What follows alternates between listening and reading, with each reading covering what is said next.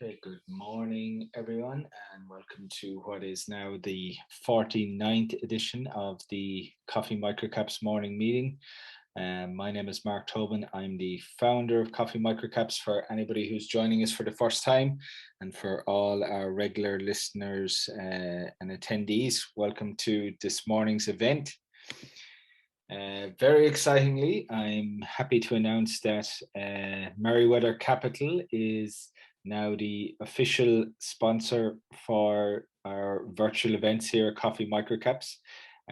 For anybody who doesn't know Merriweather Capital, it's a new fund to the microcap space, launched by Luke Winchester, who was originally at Oracle Asset Management up in Newcastle.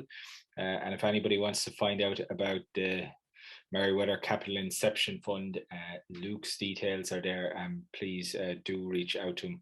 As far as I know, I think he's just dotting the I's and crossing the T's on the PDS as we speak. And I would hopefully for a launch date now of 1st of November. I wish Luke the best of luck with that. Let's just get right into the last three slides, and then we'll hand over to our first presenter. For anyone joining us for the first time, the types of companies you see on here every week: market caps under 300 million, businesses that are in revenue and approaching cash flow break even, or indeed are already profitable. We generally look at companies from outside the resources and biotechnology sectors, what I call industrial microcaps, which is a catch-all term for microcap technology names, microcap healthcare names, microcap retailers, financial services. Basically, yeah, anything outside of resources and biotech you'll generally see presenting on here. Just a bit of admin. It's going to be an hour for this morning's webinar. Each presenter gets 30 minutes, which we roughly break down into a 20-minute prezzo and 10 minutes of Q&A.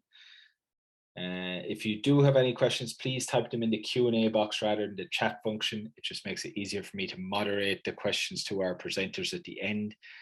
Please note the webinar is being recorded and it will be posted on the Coffee Microcaps YouTube channel tomorrow morning. Just in case you can't stay for the full hour, you can catch anything you missed tomorrow morning. It'll be up there. And indeed, you can follow Coffee Microcaps on Twitter, YouTube for this recording and all the previous recordings, LinkedIn. And I also write a weekly paid subscription newsletter where I profile one interesting ASX microcap stock every week. And you can get that on this Substack newsletter platform. I'm delighted to welcome early in the morning from Perth, Mr. Nick Pollock, CEO of K2fly, who will be starting us off. And then we're going to switch to Melbourne, and Oliver Horn, CEO of Elixinol Wellness, will be joining us after Nick's presentation. So without further ado, I'm going to stop sharing my screen.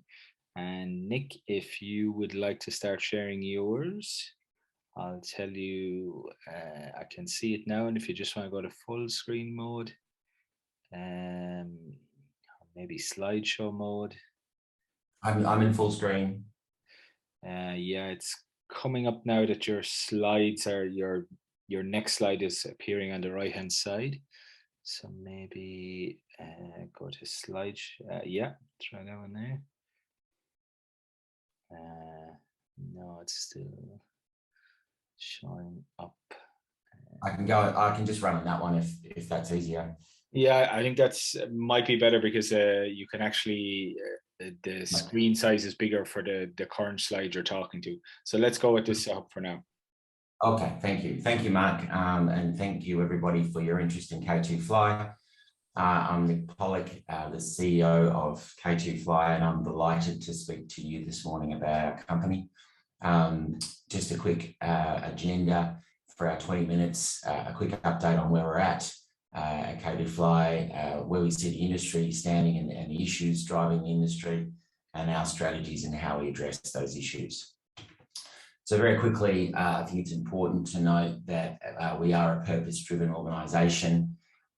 We firmly, our team, our board, and a lot of our investors and stakeholders are advocates for a more sustainable world.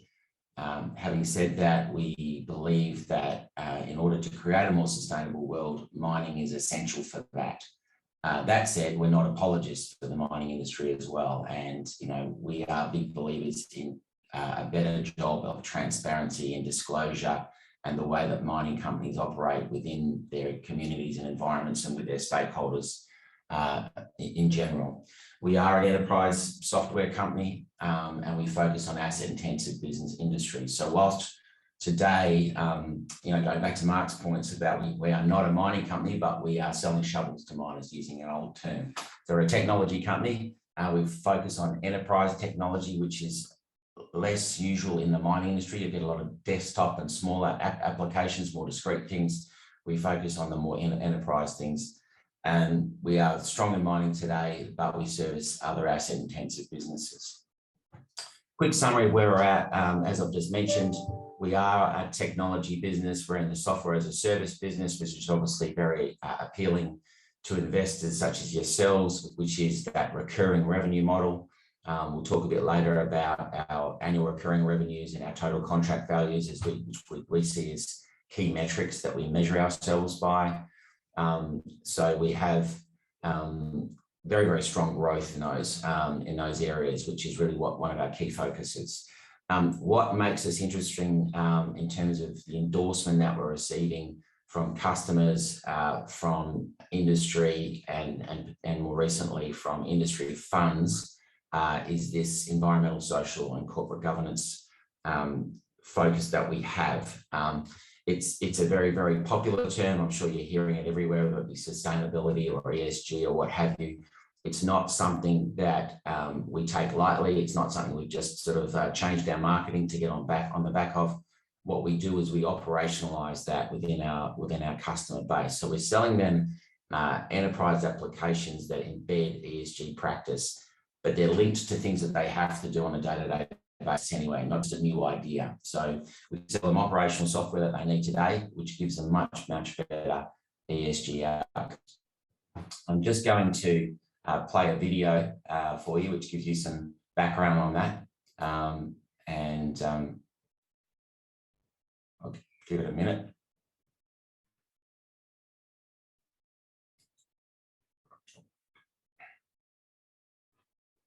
Doesn't seem to be working in that mode, Mark, so I might switch to this one. Okay, no problem, Nick. Yeah, go for it.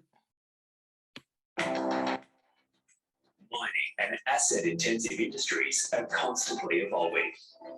With increased stakeholder expectation, transparency, and ethical investing. New legislation and compliance requirements. Sustainability reporting demands and ESG rating. And technological advancements. This has caused a fundamental change in value creation and an increased risk of reputational and value destruction. From traditional valuation around commodity price and reporting mineral inventories to the stock market, to increased scrutiny on the evaluation of ESG governance and risks. This has challenged the operators to find the balance between contemporary corporate social responsibility with local decision-making in a traditional federated mining model. Which is why we have created this balance through one centrally governed cloud solution. Across natural resource governance, with community and heritage, land access and monitoring, ground disturbance, dams and tailings, and rehabilitation and closure, mineral resource governance, with resource inventory and reconciliation, and block model management and governance, and technical assurance, with automated ore blocking, and mine geology data management. And why we are trusted by the world's biggest miners and asset-intensive companies to deliver and operationalize environmental, social, and governance outcomes, and value creation through improved technical assurance, robust disclosure, investor preference, and access to capital. So speak to our expert team today to see how we can help deliver net positive impact for your company.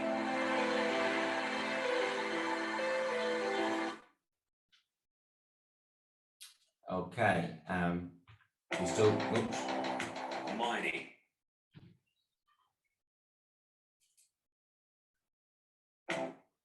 okay? Are you still there, Mark? Can you hear me okay? Yeah, still good. Okay. So just a quick overview in terms of the company and where we sit today. We've had a current market capitalisation about 44 million. Have been trading a little bit down over the last few months, even though we have been pumping a lot of value into the business and with a series of fantastic announcements. So obviously presents an opportunity. When I talked about the backing endorsement, we're now about just over 30% owned by institutions. Wesfarmers, CSBP came on in April when we acquired one of their companies called Decipher. At the time, they were about 10%. That's been diluted since we did a raise in March. So a bit after that, a few months ago, we raised $7 million across a couple of institutions and bringing the funds on, which gives us that sort of 30% holding. Management closely involved and invested in the company, which is always important. In terms of our board, we have a very strong board. Brian Miller moved to a non-exec role in September, and I officially took over as CEO. I've been with the company about 3 years now. Brian and I have worked together historically at another this big business called Mincom, which was Australia's biggest software company focused on asset-intensive businesses. Brian ran the UK version of that very successfully over a number of years and exited and came back to Australia. So we've known each other for a long time and have a close working relationship. Brian's an absolute veteran of the industry, having had a number of successful exits in the past. Jenny came on board as a very strong background in corporate governance. She's an ex-ASX lawyer and ASIC lawyer. So we are very, very strong on that corporate governance side of things. And she's in the chair role at the moment, which is a fantastic for a company like us to have a person like Jenny on board. James, strong background in IT, and Neil, very strong background in corporate finance. So in terms of our acquisition strategy, which is an important part of our growth over the last few years, we work together very well, particularly sort of Neil from the finance side of things, Jenny on the legal side of things, James from an IT perspective, and myself and Brian. In terms of our executive team, again, incredibly strong bench here of teams like John Jessup on the right. There's probably one of the most well-known and best product managers in Australia, at least in and around mining technologies and understanding the landscape of mining technologies. David Glynn, the sales director down on the left there, very, very experienced ex-IBM corporate enterprise sales expertise that he brings to us, which has been tremendous in terms of our sales operations and making sure we're doing things repeatably and scalably. Mark Forster, Chief Development Officer, came on board as part of an acquisition of his company, Sativa, about a year ago. And Mark is a very, very experienced head of development that has worked across the major industry, major mining companies like Fortescue, Rio Tinto for a long, long time, and Roy Hill, etc. Heath is the voice of our customer, highly experienced in global mining companies like BHP and Anglo American, brings to us the network as well as the deep, deep understanding of our customer and what their requirements are. We're going to be joined at the end of this month by Sarah as Chief CFO. She's an amazing candidate for this role, which will bring a lot more diligence and scrutiny to our finances and how we invest in product, in acquisitions, and our day-to-day operations, and tighten those things up, which is very, very timely for us in this stage of growth. And then Basil will be joining this month as well, an ex-CEO as well. So we have a very, very senior team here, and Basil will be focused on our delivery organisation and making that into a profit centre. In terms of corporate metrics that we focus very, very closely on, we look at two key things, annual recurring revenue and total contract value. So annual recurring revenue is growing very, very nicely at the moment. We haven't released figures for Q1 of FY22 as yet, but for those of you that watch closely and watch our announcements, you can see that there's been a series of announcements over the last month, including Alcoa, Newmont, Sibanye, and Rio Tinto. And indeed, Sibanye and Rio Tinto, Sibanye was our biggest deal that we announced last month in terms of $475,000 per annum recurring revenue and a $2.8 million total contract value. And then this week we have announced a new piece of business with Rio Tinto, which is $620K. So if you do your sums, basically you'd be saying that the ARR for Q4 will be heading north, sorry, Q1 will be heading north of $4 million. The total contract value will be sort of $12 million thereabouts. The total contract value is a function of the annual recurring revenue times the term. So from an investment perspective, they work together. Obviously, annual recurring revenues are fantastic and important. I think that from an investment perspective, I like the total contract value because as an investor, you can see that you have a runway of multi-years of contract that is contracted essentially. Rather, a lot of SaaS businesses contract for 12 months or less. What the TCV gives you is that surety of long-term contracts. So when you do the sums, that sort of gives us somewhere between 3.6 or 3.5 years of contract value. So most of our customers tend to have a contract for 3 or 5 years, but increasingly 5 years. Just going to circle back on what the video is telling you and where we think that K2fly is incredibly unique as a proposition in this industry and addressing this industry. If we start on the left-hand side there, the resource inventory application that we sell to the biggest mining companies in the world, what that does is report their mineral inventory, what are otherwise known as their resources and reserves. And the way they report that to the stock market is a very, very highly governed as it needs to be processed because investors such as yourselves can't see what's under the ground. So the rules, regulations, standards about how you do that are really, really important and highly governed. So we provide the applications that do that, or the application that does that for Rio Tinto, Newmont, the biggest gold mine in the world, and many, many more. Complexity is our friend there because if you're Rio Tinto, you are reporting your inventories to the ASX, to the New York Stock Exchange, and to the London Stock Exchange. What you have in the ground is exactly the same. However, how you report it is slightly different, and we manage that process as well as the governance about how you disclose that information. So that's a very traditional way of valuing a mining company, which is not going to change anytime soon. It's always going to be fundamental.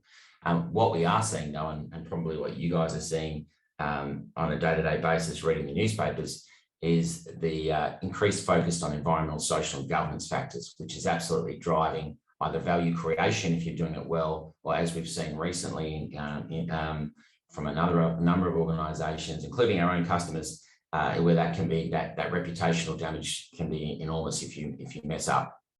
And we see that those things that are to the right of resource inventory are increasingly going to be governed by standards, by regulations, but most importantly, perhaps less by regulations, but by community expectations, and very, very importantly, by financial investor expectations. So that's what's driving a lot of this, follow the money.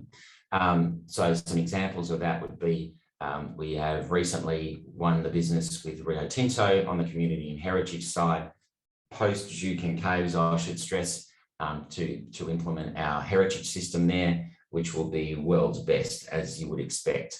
There's a responsibility with us and with them, not just to build a good system, but to build the best system and the gold standard in community and heritage systems for the mining industry globally.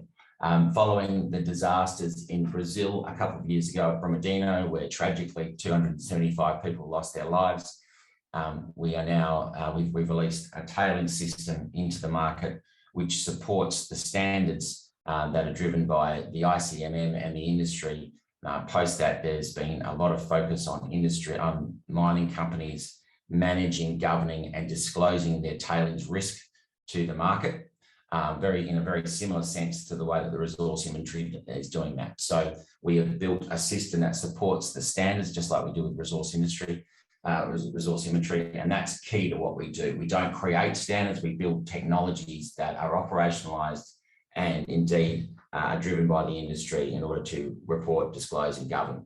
So that's going to be increasing across all of these areas.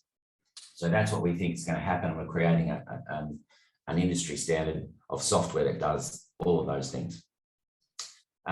Just in terms of our customer base, it is a who's who of tier 1 companies in particular, and in tier 2 companies. At this point in time, we don't do much with the juniors. We're unapologetic about that at the moment, but of course, as we grow and develop and our software becomes more shrink wrapped and easier to deliver across smaller companies that can actually manage that themselves, we'll be moving into that market. But for now, we are doing very, very well at the top end of town, which is something that gives us that global spread. So we're sitting in all continents across 500 sites, multiple commodities and countries. And what that sort of means, to give you a taste of that, we're now working with 5 of the biggest gold mining companies in the world. So this K2fly is very, very much servicing a global mining industry, not just an Australian industry, although obviously a lot of business here in Australia, and a lot of business with the local iron ore producers in Perth, FMG Roy Hill and Rio Tinto, but we work with Vale in South America. And you can see out of all those gold miners down, the 5 gold miners, Newcrest is the only officially Australian gold miner. The rest, South African, American, well, South African well represented. In terms of our growth and our opportunity here, this is just a sample of customers on the left-hand side here. Not all of our customers, we have about 25 plus customers. But across the top is our solutions that we deliver. So resource inventory I was talking about earlier on, that is often our entry point, not always, but that is a really fantastic place for us to breach into these major corporations, which is incredibly difficult for companies of our size, and why we've been so successful in getting a lot of names on board. What we love about that is that it's a corporate rollout. You cannot report your inventories unless you're reporting from all sites. So the only difference there would be Glencore, where we're doing Glencore nickel out of Canada, which is 56 sites, but it's not the whole Glencore. But obviously for the likes of Rio Tinto and Newmont, it is all of their businesses, because it has to be. Dams and tailings is moving very much the same way. So we're getting more and more customers that are moving from the governance associated with resource inventory to dams and tailings, because they've been measured and they've made commitments to their investors that they will roll the standard out. And a lot of those are having to roll that out by 2023. That is the commitment they've made. So again, that's a burning platform that we're servicing there. Rehabilitation and closure is getting more and more attention. Community and heritage we've already talked about, so on and so forth. So what you can see there is that we are going deep, and why we're going deep into geology and servicing the inventory customers with more and more things that address their requirements for governance and technical assurance in order to report to the industry. And then we're going wide across the ESG space. So a lot of white space for us to go and grow this business with what we have today. What's driving this is this focus on ESG. So there is so much pressure on these mining companies at the moment. Look, it's pressure that applies to all companies, but obviously mining gets a lot of attention because it's a high carbon industry, and then also there's the dangers associated with mining, which affect communities and what have you. So this is the #1 challenge for most CEOs, all CEOs and mining companies, is getting this right. And they are under extreme pressure in terms of typical sense, but also the disclosure demands are coming thick and fast from the investment community on a daily basis. And that's what we are helping them address. As I said, in a world that needs mining in order to create sustainability, a sustainable world, and build the electric engines and what have you, but we are operating left-hand side, in finite declining resources, there is the ore bodies. That it's not just about the resources and reserves of certain critical things like copper. It's where you can actually mine that copper. So or lithium or any of those things, in getting the approvals and the social license to operate in those environments is really, really difficult. We kind of know where most of the minerals are, but it's the approval process and making sure your disclosures and how you're working with communities are done properly in order for you to get that license to operate. You do that properly and you move to the right-hand side and you get improved access to capital. So it's just critical for these guys to get this right. Our strategy, basically, not untypical of successful software businesses. We have a very, very strong capability in direct sales. As a small business, we have to prove to bigger partners and industry solution providers that we can do this, that there is a market for that. We're well on the way to doing that. I think our customer list speaks for itself and our continued success and growth. But that's something that we, as a business, have a lot of, 25 years experience myself in enterprise software businesses, 15 of those in the mining industry. Plus, I've got postgrad qualifications in sustainability and what have you. So we are very, very strong in this, and we invest in subject matter experts to support our salespeople that understand the customer's problem. But we also worked in enterprise world for a while, so we understand the importance that significant big players like SAP bring to the table. So pretty much 98% of our customer base would be using SAP. They'd be using Esri, which is a major geospatial provider to most of the mining companies, and obviously Microsoft is increasingly important to these people. So we work closely with all of those strategic partners that the customer has in order that we can slot our solutions in with those things. So SAP, for example, we are an endorsed application by SAP. We don't compete with SAP. In fact, SAP can actually sell our products if they want to. But the important thing is that we're not in competition and we have out-of-the-box integration with their solutions. As I said before, in the increasing need for the drivers in the industry, something like the ICMM there, which is the International Council of Mining and Metals, most of the majors are part of that industry body. That's the body that's driving the tailings standard, for instance, and that is a CEO-led organisation where the mining CEOs make commitments publicly to these sorts of standards that we build software to support. In terms of our growth strategy, it's organic through sales, but also inorganic. We've made 4 acquisitions in the last few years, 2 last year, and we'll continue to do that.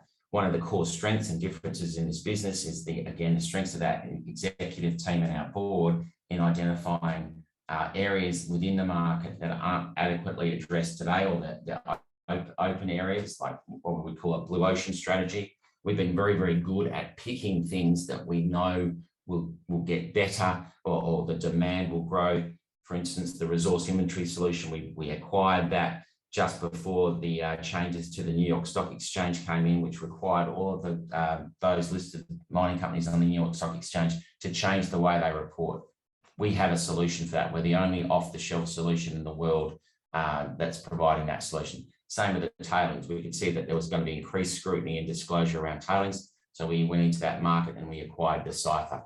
So we take businesses that have technology in place with some customers, some revenue, but then we apply our capability across our customer base and our skills to grow them. And we've done that exceedingly well with all of these acquisitions. And we've got some information coming out about Decipher, for instance, and the growth we've managed to bring to that business soon.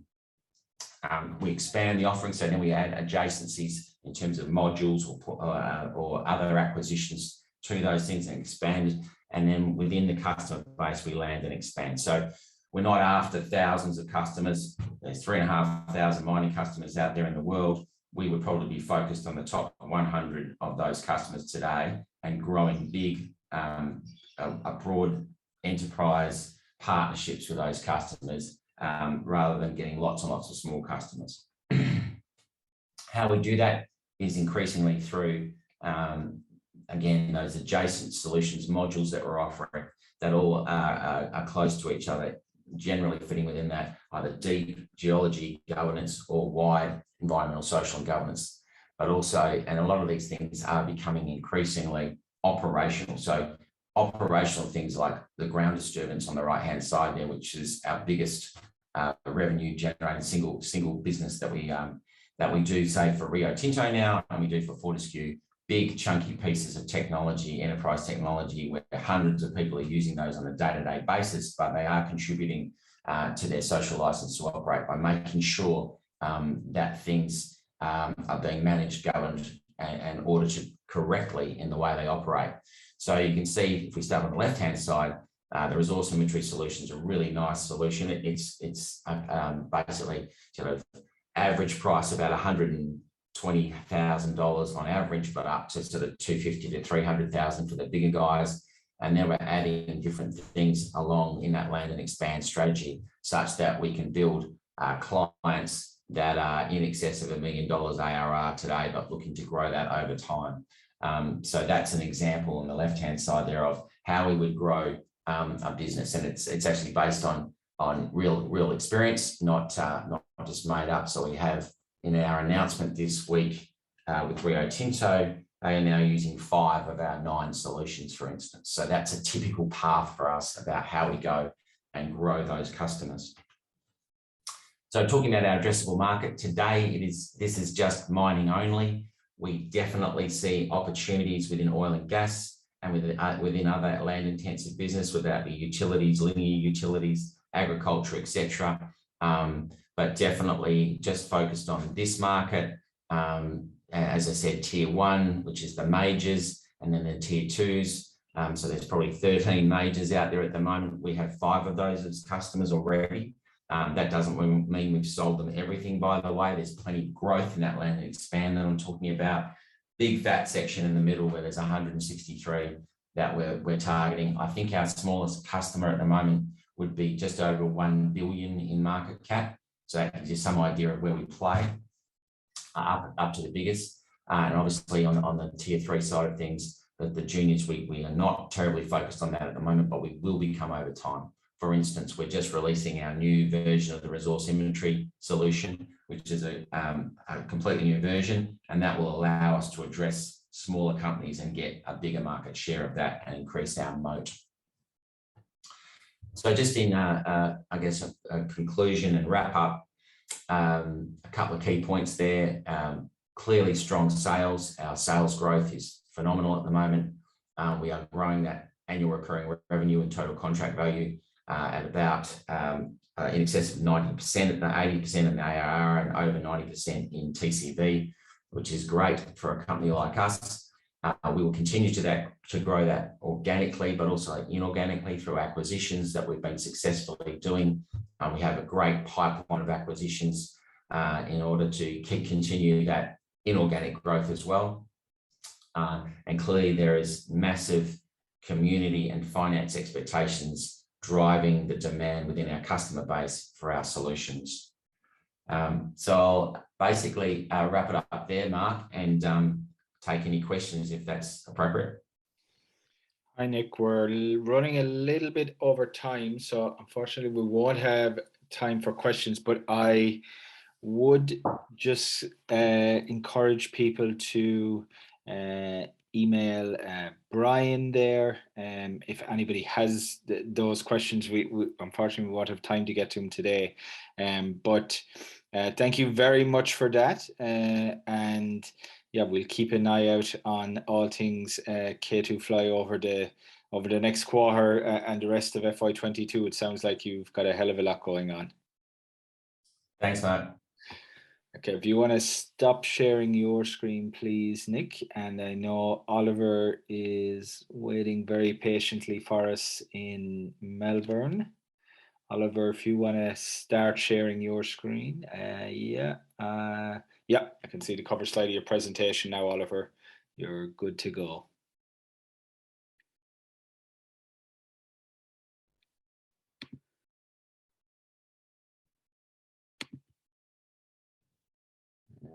think you're still on mute, Oliver. We just want to take that off. There you go. Can you hear me now, Mark?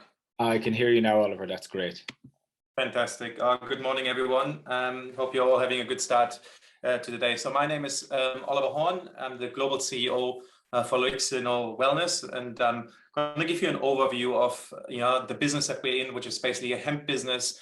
It's a global business where we produce nutraceutical products, but food businesses as well, and the exciting transformational journey that we've been taking the business on, as it's becoming a much more mature industry around the world.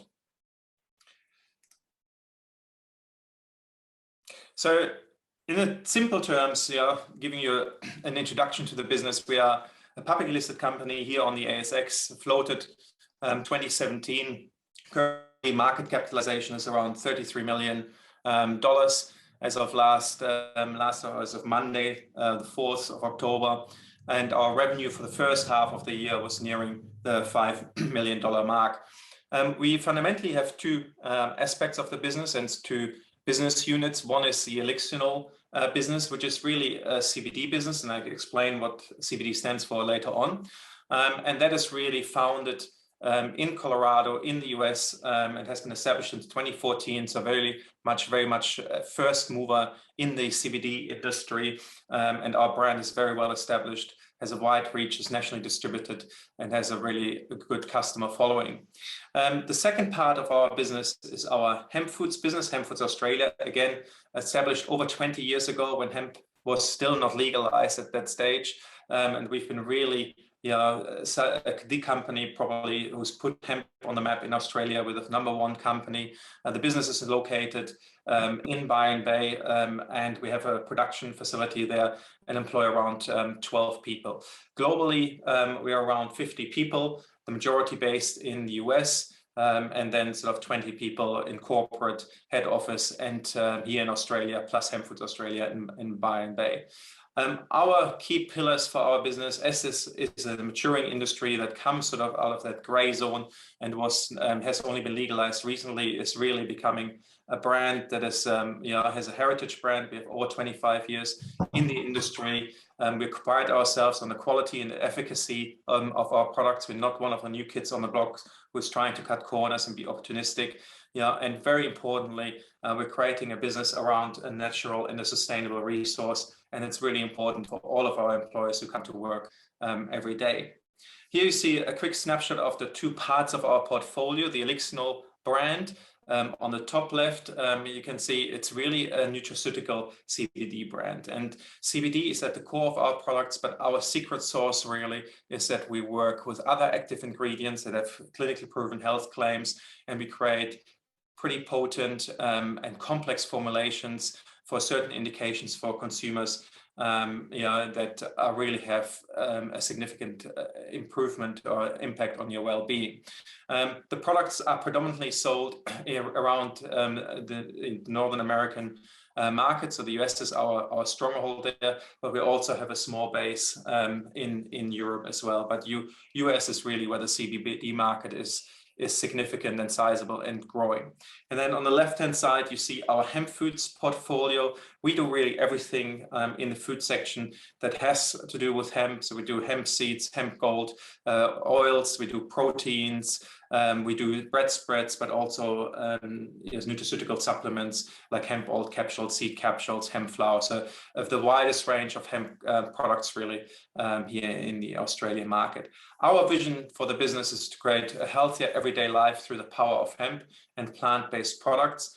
And we're pursuing that vision very pure and very aggressively as we're building a global hemp-centric wellness consumer products business. And this is really important to understand because since the company has been established and floated certainly in 2017, we have been a very diversified business. Previously, we've done B2B private label services. We had vertical integration into the supply chain, into growing hemp. And we are now reset our strategy to become really a consumer-centric FMCG-style consumer brands company, purely focusing on brand sales and marketing innovation and creating consumer products and shedding B2B and B2C, B2B and private label parts of our business. why we are building our business around hemp. Hemp is really one of those super plants. It's highly sustainable and it's incredibly healthy for consumption. It is a carbon capture, a carbon trapper like no other. It captures approximately 10 times more CO2 than pine trees, for example, but it grows incredibly quick. It is very sustainable in terms of not needing pesticides and herbicides. It grows very easily throughout drought and with very little water as well. It is a superfood, contains proteins, dietary fibers, contains the highest amount of omegas 3,6 as well. So it's a perfect balance between proteins and omegas. And importantly, it's a source of our CBD, which is a highly impactful and important cannabinoid, which has been declared safe by the World Health Organization, and the United Nations removed it recently from the Convention on Narcotics Drugs, so it's not declared a drug anymore, which now drives a huge legalization in the industry. So it's a fantastic crop to work on. You can use pretty much every part of the plant, so the growing process is very sustainable, and then every single part of the plant you can use for plastics, even building materials, nutraceuticals, foods, even clothing, fabric, and so forth. So it's a fantastic natural resource that is gentle on the planet and produces great produce. Now, hemp, is as a food is a huge opportunity, for all global markets and to help consumers and populations live a healthier lifestyle. We see more and more consumers around the world decreasing their consumption on meat, not only because they want to have a healthier and more nutritional lifestyle and improve their weight and manage their weight more proactively, but because also people are realizing that the current lifestyle of consuming red meat and meat in general is not sustainable as the world population grows. And so plant-based foods is certainly a huge trend. We're seeing Australians, moving more to becoming a flexitarian or moving towards flexitarian diets. 20% increase in flexitarians, and those are these consumers who are really now starting to balance their diet and reducing their meat intake, eating more vegetarian foods as well, and so reducing the pressure on the environment. And that is really important for hemp, because hemp is one of those few natural ingredients that is extremely high in protein, so can replace meat to a certain extent in the protein content, but then has extremely high and the perfect combination of omegas 3, 6, 9 as well, and is rich in minerals, vitamins, and antioxidants. So it's naturally low in carbs as well, contains no sugars or salts, and importantly, it's free from GMO, dairy, soy, and gluten. So it's very easy digestible and is hypoallergenic. So a fantastic ingredient that is right smack bang in the trend, for more plant-based food that is consumed around the world. Coming to the other part of our business, what is actually hemp, CBD, and CBD stands for cannabinoids. And cannabinoids are naturally occurring components in the hemp plant. They're traditionally low in THC, and THC is the component that gives you that high from associated with marijuana and the use of recreational marijuana. So that is very low in the hemp plant, and so this is not an issue for our products. And CBD works with the body's natural endocannabinoid system, which everybody has in the body. It connects to the receptors seamlessly and has an incredibly impact, on the body, a very positive impact. It is usually used in the treatment for depression, anxiety, PTSD, insomnia, epilepsy, and in pain relief. So it's only at the beginning of a journey. The research is emerging very, very quickly, but consumers have caught onto it around the world, and it's being legalized at a very, very rapid rate across the world. So taking a step back, understanding that we are in the hemp food sector, but also in the CBD sector, and CBD having an impact on people's life in terms of better sleep quality, better health outcomes as it deals, can help with health conditions, whether it's depression, for example, or sleep and anxiety. As a company, we're extremely well positioned in the global macro trends as defined by McKinsey. As more consumers are really transitioning their lifestyle to healthier choices, for them, the pillars of better health, better fitness, better nutrition, better appearance, better sleep, and better mindfulness, and our product solution can work across the majority of those pillars, and that's what we are extremely proud of. You see there on the right-hand side, Chris Hemsworth. He's obviously a Byron Bay resident, and he's been seen, this is not a staged photo, he's been seen to buy our hemp seeds. It's on top of his shopping basket there, and he's a regular consumer of that because it's very lean protein, plant-based protein. It's part of his weekly diet, and so we are extremely proud that a paparazzi sent us his pictures. This went nuts on social media, but it's a testament on that we are on the forefront really of healthy living and healthy nutrition. The outlook for the CBD market here on this slide, as outlined by Brightfield, which are the preeminent global research organization for the CBD market, is nothing but bullish. We are expecting a 28% CAGR growth in the US alone. The market currently stands about 5 billion revenue and expected to grow to 14 billion at the end of 2025. Equally, in Europe and UK is the biggest market here, rapid growth of 32% CAGR. So really, testament to the rapid adoption, consumer adoption, but also the rapidly changing regulatory environment, which legitimizes the use of CBD products. Coming to our company, as I mentioned before, we have been on an incredible transformation journey. It's safe to say that the CBD category, particularly in the US, is going through an adjustment. There was this gold rush moment when CBD became legal, and a lot of companies created infrastructure, grew crop, and that led to an oversupply. And what we have been focusing on for the last 18 months is to right-size organization for the here and now and the competitive environment that we are finding ourselves in. So we established new leadership capabilities across our global leadership teams. We invested heavily into our e-commerce, relaunched our product ranges. So the Elixinol brand that you can see there, it's only been launched in April last year in a complete overhaul. So really focusing on the consumer products business. But very, very importantly, as we transform our business to consumer products business that is innovation-led, we've taken significant cost out of the business, reduced costs dramatically, which led to an overall EBITDA improvement of 53% on the last reported half year. And importantly, we are premiumizing our business as we're focusing on consumer products, particularly in the e-commerce channel.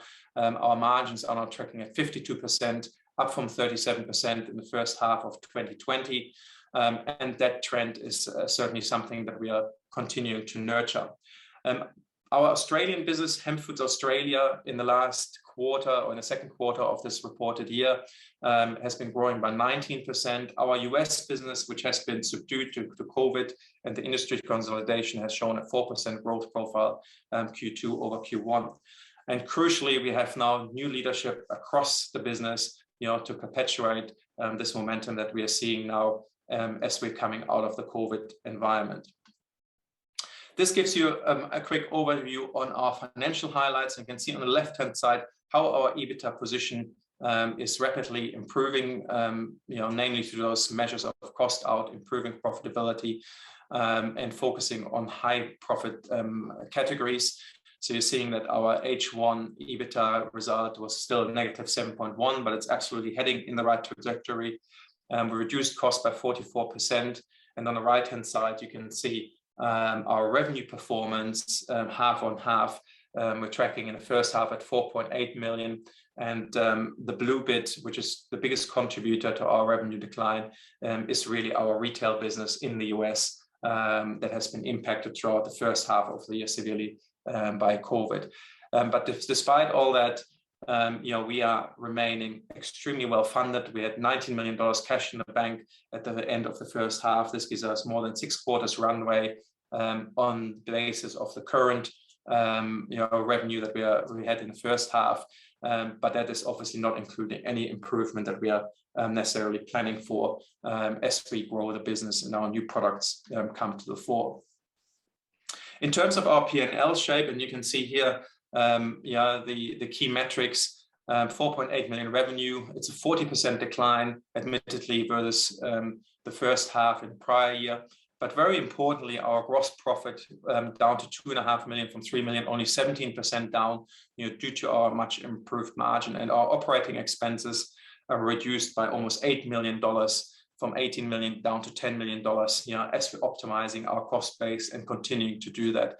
So it gives us a really healthy trajectory, and we are looking forward to that continuing. Our global strategy as we build our business is really focusing very, very heavily on e-commerce, and with investing in a new platform at the moment, which we're launching in the US this week, which gives us a much better user experience and higher conversion rates for our consumers. We've created an e-commerce team which is completely in-house.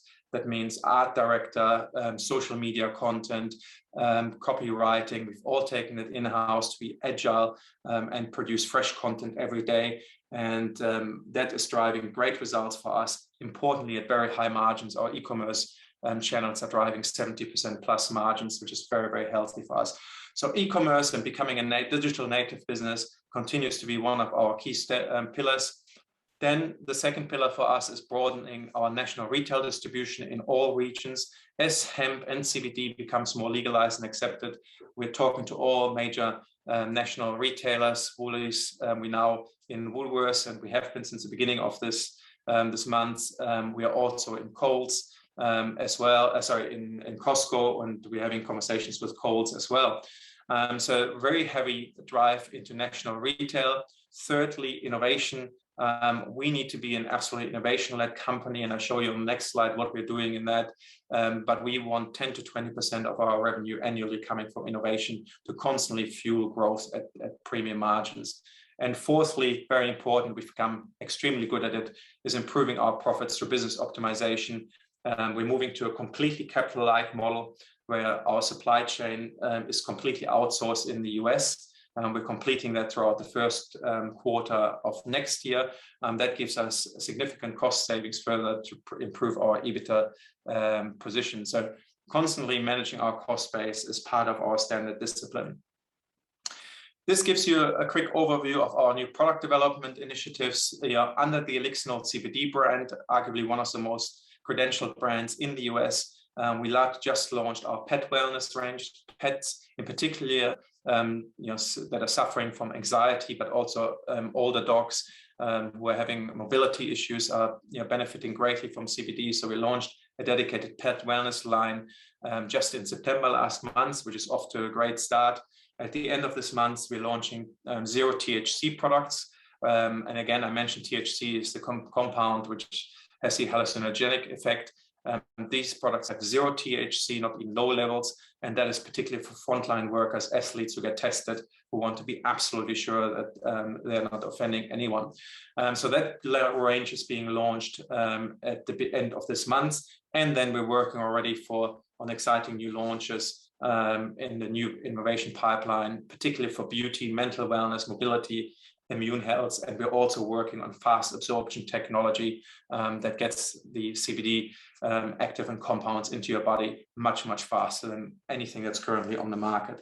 So really exciting times for us at Elixinol. Hemp Foods here in Australia, out of Byron Bay. We are rebranding the entire range and naming our master brand. So this project will be concluded by the end of the year. And then we're having a number of new products coming out, which I won't go into too much detail because it's still confidential, but it's nutritional supplements, new protein ranges, and really capturing the plant-based consumer trend. So I guess sort of in summary, stepping back from all this, I guess, what you can see that Elixinol that has been 2017, 2018 is now a very different Elixinol as a consumer-centric, digitally led sales and marketing organization with a very strong innovation capability. So that business transformation is reaping great rewards, and you can see it in the numbers that you've seen. We're well positioned in global consumer wellness trends with strong brands both here and in the US. The economic outlook is fastly improving as we're coming out of COVID. Regulatory environments are changing, and we're having rejuvenated regional leadership teams, that are having fresh energy and bringing fresh disciplines to drive further growth in the future. Our e-commerce is showing great promise and great momentum. Our conversion rates, and how we convert consumers through the funnel, from entering the site to actually buying a product, is industry leading. I would argue constantly tracking over 7-8%, which is absolutely fantastic. And we're going to continue investing in that further, because that's where the high margins and the growth is, and how consumers are shopping. Our new products that are coming out are truly exciting, and responding to consumer macro trends, which will drive further growth. We're also reaching out into new categories like pet wellness, for example, to diversify our portfolio further. And lastly, really important for us that we have a strong balance sheet with $90 million cash on hand and debt-free, virtually debt-free as well. And so it gives us a really strong base to build on. I guess that's, Mark, sort of a bit of a summary. I hope that was a good introduction to the business, and very happy to take everybody's questions. Thank you. Yeah, thanks, Oliver. I might just kick off the questions. We're still waiting for one or two to come in from the audience, but I'll get it going. In terms of, obviously, the two businesses are in two specific geographic markets. Is there potential to kind of cross-pollinate? So take, after the rebrand, the hemp foods business to the US, and vice versa, the Elixinol business more into Australia, or are you planning on keep them totally separate for the time being? No, very good question. So yes, to both. We're looking for, once we now reset our Elixinol business in the US, we're looking to bring hemp foods into the US, and we're working already through the regulatory process to do that. It's a bit more complex than we anticipated, but there's a big opportunity to sell our food products in the US. So that's a live work stream, absolutely. And then we have a distribution agreement with Health House International, also an ASX listed company here, to bring our CBD products to market, but it's a long process, and it's under the special access scheme, so it's under prescription only, and we're in the product development stages for that opportunity as well. So yes, there's cross-pollination, absolutely. One of the things that we are where we're cross-pollinating especially is in the disciplines of e-commerce and exchanging IP and capability across markets, and that's driving us, giving us great results as well. And then a two-part question would be, a great tick up in margins. Have you got a goal for kind of an overall gross profit margin that you'd like to get to, let's say in the next 12 to 18 months? And maybe to follow on from that, if you can, the difference in margin between the two businesses, is one significantly higher than the other, or are they pretty much the same? A very good question as well. So at the moment we're tracking at the low 50% margin for the group, and we believe that margin will remain quite static, particularly as we move into national retail. So our e-commerce is driving 17, nearly 80% margin, particularly in the US.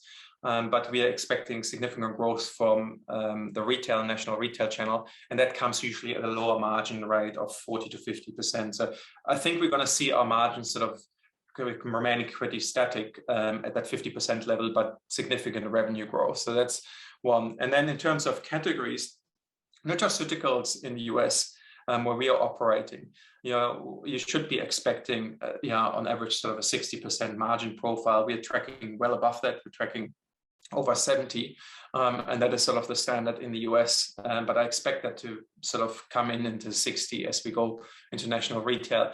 And then food in Australia is a much lower margin play for us. So the margins are in the low 30s.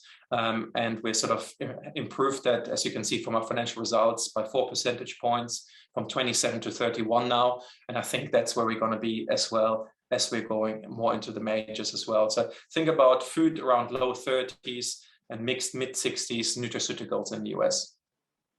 Okay, great. Thanks, Oliver. Question from the audience, and it was actually going to be my next question as well. Competitors, competitive position. And we've had Neil from Australian Primary Hemp present on here before. I don't know if you'd call them a direct competitor or what, but yeah, maybe just give us an idea in both markets, kind of where, as you say, there was that gold rush period, I think it was 17, 18 in the US, Canada, where, you know, everything was, you know, to do with the, I guess, changing of the regulations. But yeah, maybe where you see in both markets and what the landscape is like now a few years down the road. Yeah, so look, I mean, just coming to the US, yeah, the US is now there's 3,000 CBD brands, yeah, and everybody rushed into the market, and we're not dealing with one or two competitors. It's incredibly fragmented in the US, and there's a massive consolidation happening. We're seeing foreclosures happening, liquidations happening at a very rapid rate, businesses going under, and we're very fortunate to be one of the stronger brands with a good financial position. So we believe we're coming out of that and remaining, yeah, as emerging as one of the stronger players. But no illusion, the key players here are Cbd MD, you know, the likes of Charlotte's Web, for example, MedTerra. Those are all the big guys. They're having sort of between, you know, 1% and 4% market share. We are still sort of at 0.5% market share and below, depending on which category you look at. So incredibly fragmented in the US, 3,000 competitors really, with sort of a handful who have only over 1% market share. And then here in Australia, yes, Neil and APH, yeah, a great business, and yeah, I enjoy a good relationship with Neil as well. It's a bit of a different business model. They are much more in the on the production side, so they obviously invested heavily in Geelong in a production capability there. So they're much more vertically integrated than we are, and have significantly less revenue as well. So I think we are, compared to the APH business, more capital light and have more branded revenue than APH has. So that's probably some of the fundamentals. The other competitors for us is ECS Botanics here as well. So it's APH, ECS, Botanics, and then Ananda Food. So those are our three direct competitors in the hemp space. But then we also see, you know, some competition emerging from the likes of, you know, Macro, for example, or Red Tractor, which is basically, you know, Bayer's own brands, Coles, Woolies brands, and they're having hemp products as well. But still, you know, the competitive landscape here in Australia is relatively, you know, small compared to what we're seeing in the US. Okay, great. And I think how are we doing for time? Okay, we're gone slightly over time, Oliver, so I think we will leave it there. Thank you very much for this morning's presentation. And just quickly, if anybody wants to reach out to you, what's the best way to get in contact, or should they reach out to Sherry? No, just straight to me, oliver.horn@elixinolwellness.com. Okay, great. We will leave it there. Oliver, thank you very much for joining us this morning. Thank you, Mark, for giving the opportunity. And thanks to all our attendees. And I'd like to wish everyone a very good rest of their Thursday.